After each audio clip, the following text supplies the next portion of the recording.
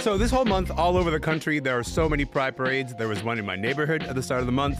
I was in my hometown last week. There was another one. The big pride parade, though, in Toronto is a few days away, and there's a new documentary that reminds us that pride started as a protest. I'm Elamin Abdelmahmoud. This is Commotion. Okay, I want us to begin by listening to this.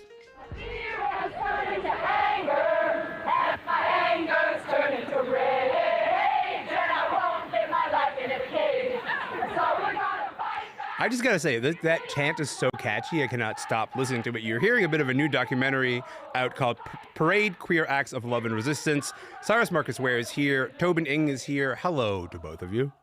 Good morning. Good morning. It's nice to have you here. Listen, Cyrus, I'm going to start with you. First of all, congratulations. You just got married this week, and I'm not going to start the show by saying anything other than that. Congratulations, Cyrus. Thank you so much. Thank you. Of course. Okay, let's get into Parade. Tell me about what stuck for you. What stuck out for you from this new documentary?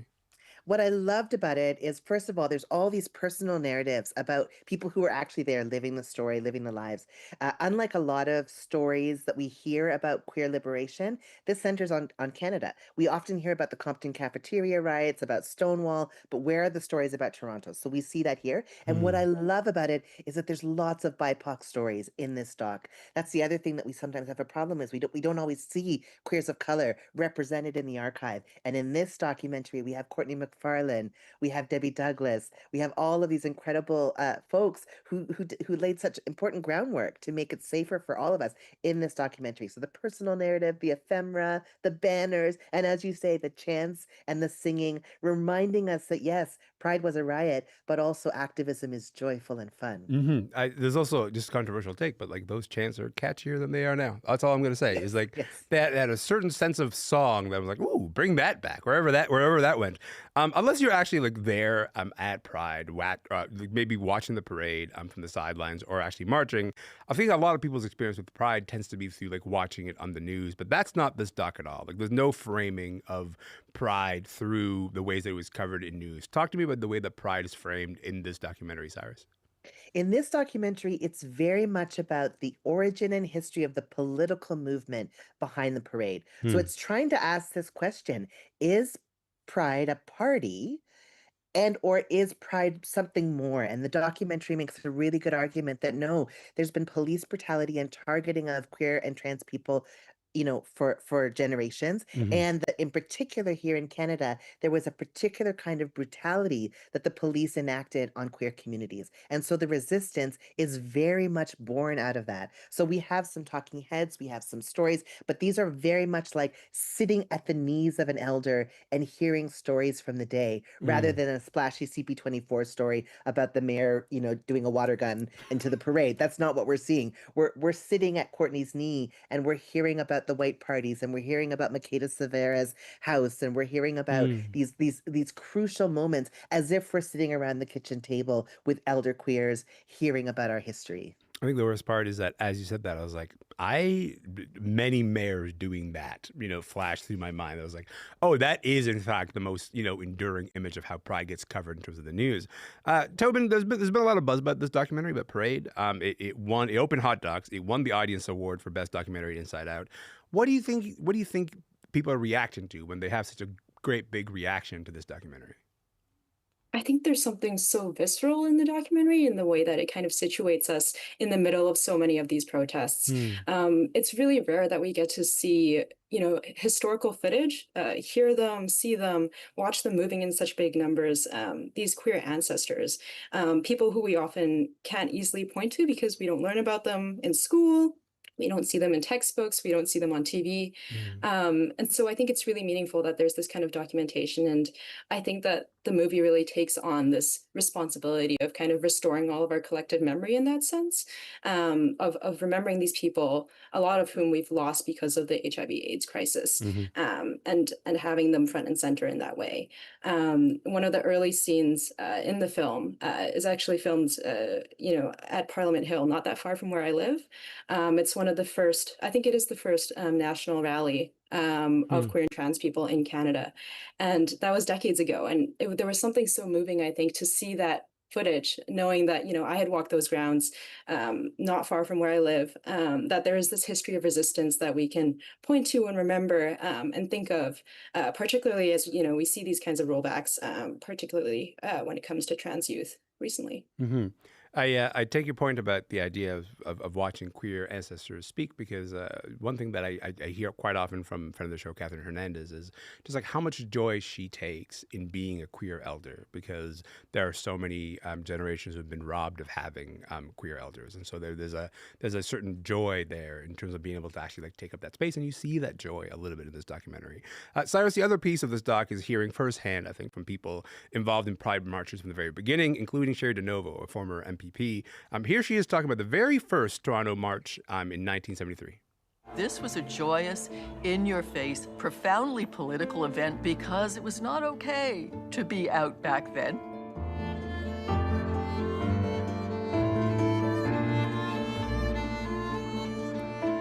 We were very young and committed to resisting rebellion and being out to everyone. That was new. Sherry DeNovo, a former MPP, now a minister, a United Church minister in downtown Toronto. In the doc, you meet so many queer elders from across the country, and also you get to hear from younger generations. Cyrus, that includes you in this. What does it mean for you to hear these personal accounts? I just feel so moved by personal stories, in part because, yes, I've been involved in Pride. I've been organizing with Pride. I helped to curate Blockorama, which is the Black Queer Pride stage from 2003 until 2020, so for 17 years. And certainly that experience of organizing and being together. When we hear, in that quote that we just heard, that story, we were so young and we had so much to fight for. I just feel, so moved by that, because I think that there's still a presence right now of future elders who are right now so young with so much to fight for, right? Because we're seeing the rollbacks, we're seeing all of this sort of visceral attack, particularly on trans adults and trans youth and trans children. And so when I hear elders, telling these personal accounts of what it was like to be shoulder to shoulder in the fight, it makes my heart sing. I've been at Pride, I've been organizing to try to make space for all of us. And it's so powerful to hear others who came before talk about their organizing. And again, I can't stress this enough, the joy in resisting. And even in that quote we hear, we were so young and we had so much to fight for, but hear the way she says it with a smile, with joy. We had so much to fight for and we did it. And look at the changes that have come as a result of that. So there's continuing organizing even to this day. And, for those, I would think I'm a young elder. I'm going to be 50 soon. Yeah. But for those of us who have been, around for a while, it's just so important to have these stories shared and to connect with younger people, because they're also fighting for the same kinds of changes that unfortunately we still need today. Tobin, when we sort of divorce the idea of pride from the ways it's been covered in the news, from the ways that it's sort of been represented as just this party, sometimes sponsored by big banks, and sort of like a return to this idea of like, there is a joy undergirding all of this. There is a joy in this activism. Do you want to talk maybe about your first pride experience, your first Pride Parade experience? What was that like for you, Tobin? Yeah, I was working at Vancouver Pride, pretty fresh out of high school. It was the very first time I think I had been surrounded by that many out queer and trans people. And there's something really special about that. I think marching and being able to see how many people were out there supporting the cause, supporting our rights.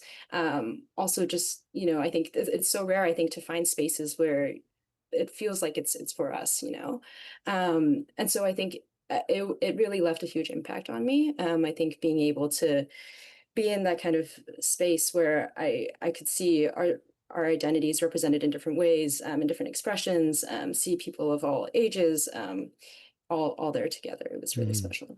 Cyrus, what about you? Do you want to talk about your first Pride experience? Yeah, I mean, I came out young. I came out in 1991. I was 14.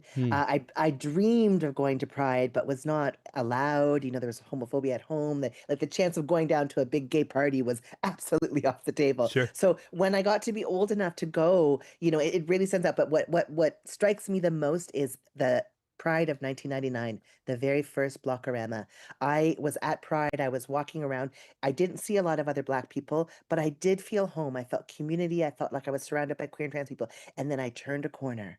I turned a corner and entered the Wellesley parking lot space, and bam, 5,000 Black, queer, and trans people. I couldn't believe it. I thought I was the only one. Not in that way, like, oh, but we can, if we don't Yeah. see ourselves reflected, we can think that, oh, I'm the only Black gay person and they don't exist. And here I was surrounded by 5,000, or so Black, queer, and trans people, DJs and people doing mokojambi and people dancing. And I felt home like I had never felt before. And I remember walking around saying, where do you hang out the rest of the year? Where do you spend your time? How can I see you again? Please don't make me wait until next Pride to feel this sense of community. And that's when I found out Toronto has this thriving Black, queer, and trans community. And we found it at Blocko. And that Pride I will never forget.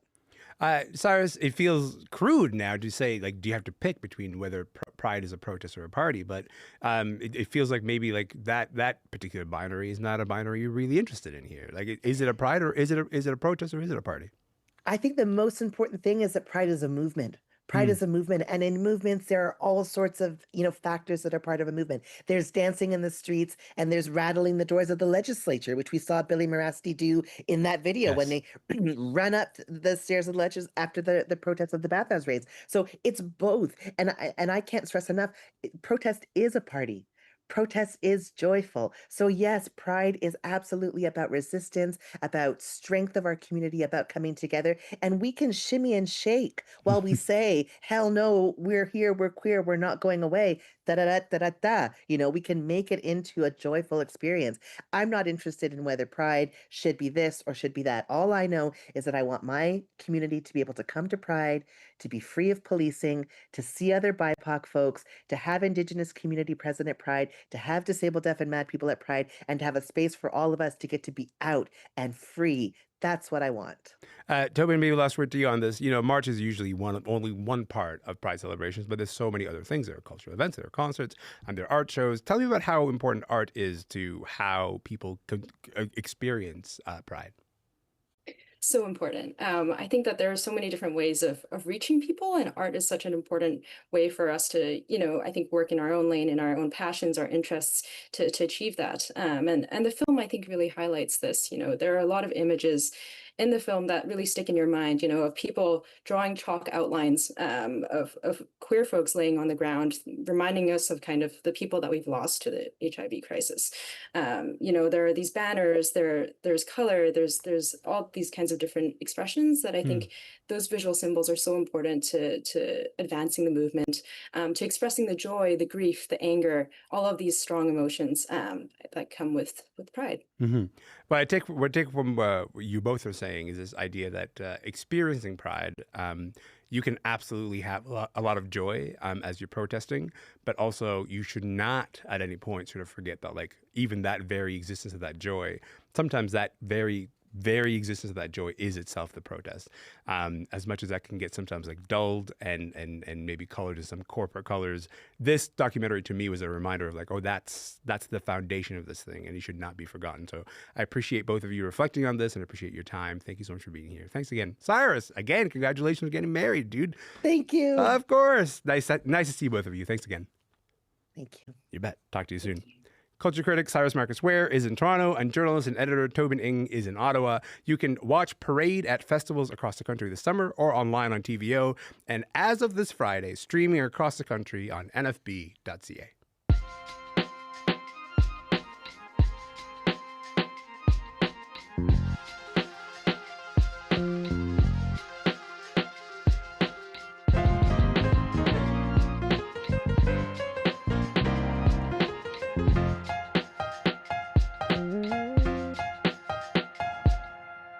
I'm Elamin Abdelmahmoud, and this is Commotion. Look, a few years ago, intimacy coordinators, that was not a job. That was not a job in Hollywood.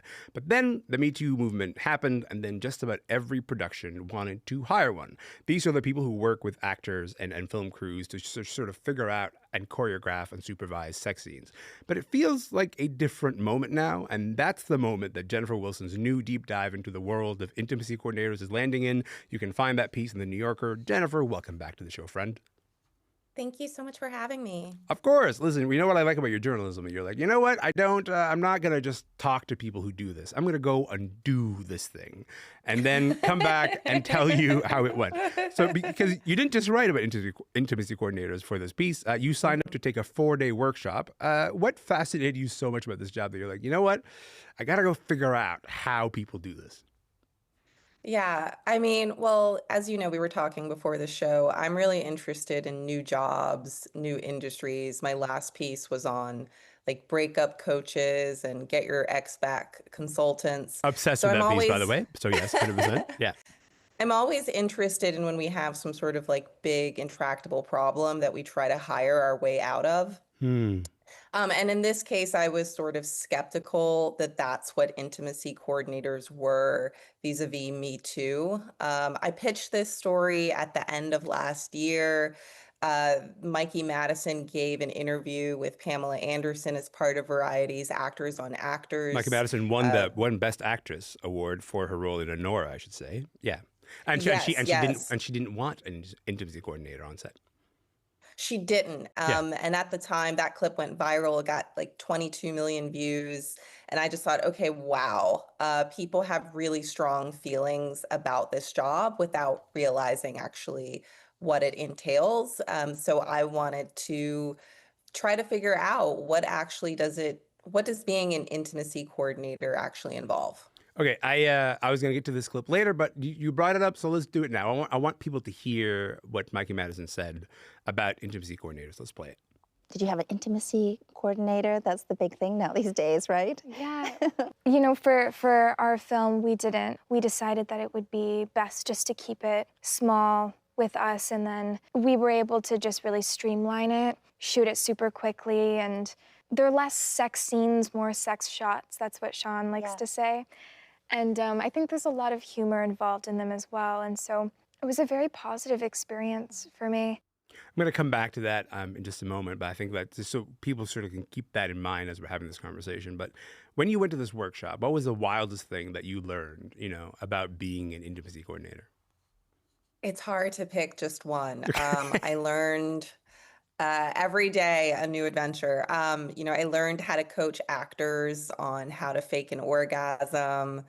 I learned, that you should apply, green body tape when you're taping, a penis pouch or a strapless thong to someone, because that way production can paint it out in post. Of course. I learned how to, I learned a 5-minute exercise that you can have 2 actors do to improve their intimacy, or to improve their chemistry, because once upon a time producers actually used to just tell actors, well, why don't you 2 date, or why don't you actually like sleep together? An intimacy coordinator came up with let's say a safer way to go about having on-screen chemistry. Yeah. First of all, just the idea of what a party trick that you can go to a party and say, I know how to tape green tape, to body parts so that production can just figure this out later in post. Part of the training involves being intimate with your classmates. Do you want to walk me through that and how that feels? Because that's quite a thing to sign up for, pal. Do you know that I didn't realize I was signing up for that, because they sent me the waiver, but I just was thinking, well, of course I'm going to do everything. I'm a journalist. I'm there to cover the story. I had to watch 60 hours of their online, web course first. So I was just focused on that. So I didn't read that. I didn't read the fine print. And then I show up and I have to I had kissing scenes. We practiced kissing. We had like masks on, like kind of COVID masks, but we were kissing over the masks. We had to choreograph one another in orgy scenes. I also learned that if you want an actor to simulate, stimulating a woman's clitoris, you tell that actor to make a movement like you're pinching salt.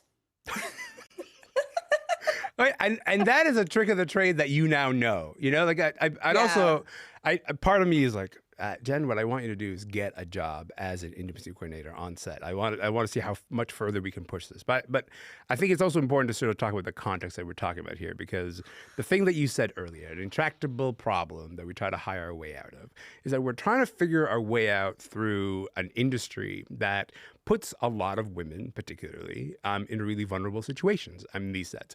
This is a role that like only formally recognized about 7 years ago, and at one point, just so every production was required to have one on set if there was an intimacy, any kind of intimacy in the script whatsoever. You're right in this. One of the most visible wins of the Me Too movement was the creation of this role. What's the picture now? Like, are we still there? Have we moved really far away from it? Well, I should say it's not, I don't know how it is in Canada, but in the US on SAG productions, SAG-AFTRA productions, you're actually not required to have an intimacy coordinator. Your production is supposed to make a good faith effort, whatever that means, and not retaliate against a performer who requests one. That language was added last year, and a lot of intimacy coordinators were very happy about it. However, like when Honora won 5 Oscars, they freaked out. I was surprised at how affected so many of them were by that. They said, you know, if a movie about sex workers that didn't have an intimacy coordinator can win 5 Oscars, you know, what is going to happen to other productions going to follow suit? Are they going to say, well, we're not paying for, you know, thousands of dollars to have someone there when, you know, 2 actors are kissing? I'm really struck by this idea of between your last immersion in the job and this immersion in the job. The through line here is like these are 2 problems, whether it's having a breakup coach or becoming an intimacy coordinator, which is like a place where conversation is really hard and communication is really hard, and it feels like it's really high stakes to be vulnerable, but also ask for what you need, but also sort of be able to maintain your boundaries. Certainly in the breakup coach situation, we're talking about people who are like, okay, you can get those interpersonal skills. In this particular case, we're talking about an industry, right? An industry that sort of like maybe allows for these vulnerabilities. What's the difference, do you think, when it comes to the protection that people have in relationship to who's holding the power in that particular situation? Because I can have to imagine it's hard for an actor to say, I'm not really comfortable in this situation, but I don't want to lose this job. And that's a really difficult thing to navigate. Well, that's what the intimacy coordinator is there for. You're supposed to be able to say that to the intimacy coordinator, who then relays it to the director. Yeah. And that's, in theory, supposed to make it easier. I don't know how much I buy that. But then secondly, a lot of intimacy coordinators also feel pressure to, you know, push actors further than they're comfortable with. You know, I've heard stories of intimacy coordinators being fired because they're a little too protective of actors. You know, one of them said to me, you know, we talk so much about the pressure that performers are under. We are under the exact same pressure. I have to imagine that, and I've heard stories. I've heard stories of actors who say, I'm not really comfortable with this particular action, and then having a director say, come on, you know, it's just one shot, it's just one scene. It's just, it should be so simple for you to do so. Well, now that you have these skills, this training of being an intimacy coordinator, do you think you're gonna, do you think you're gonna use it? Do you see yourself using it at any point? I mean, I feel like I've been using it every day. No, every time I pinch salt. No,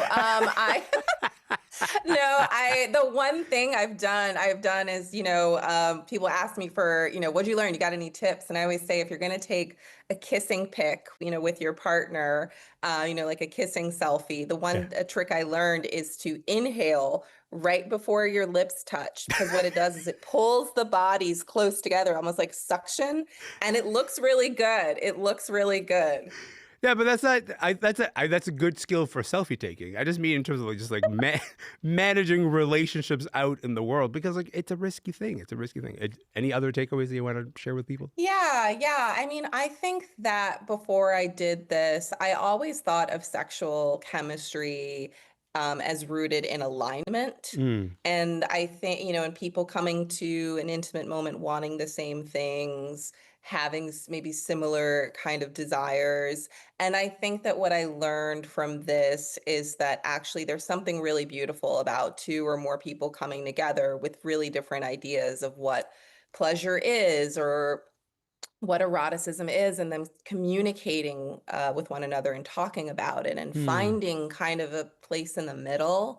And yeah, I just, I thought there was something really, listen, the US is a puritanical country, and some people even see intimacy coordinators as sort of part of that. Yeah. Someone said, "Oh, this is that culture of fear."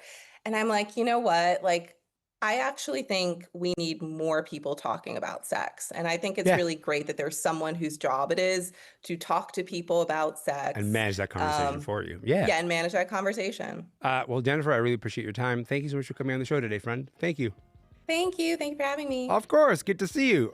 Look, there's a lot more I want to get to, but we're kind of out of time here. Jennifer Wilson writes for The New Yorker. She's in New York City. That piece is in The New Yorker. My name is Elamin Abdelmahmoud. This show is called Commotion. See you tomorrow.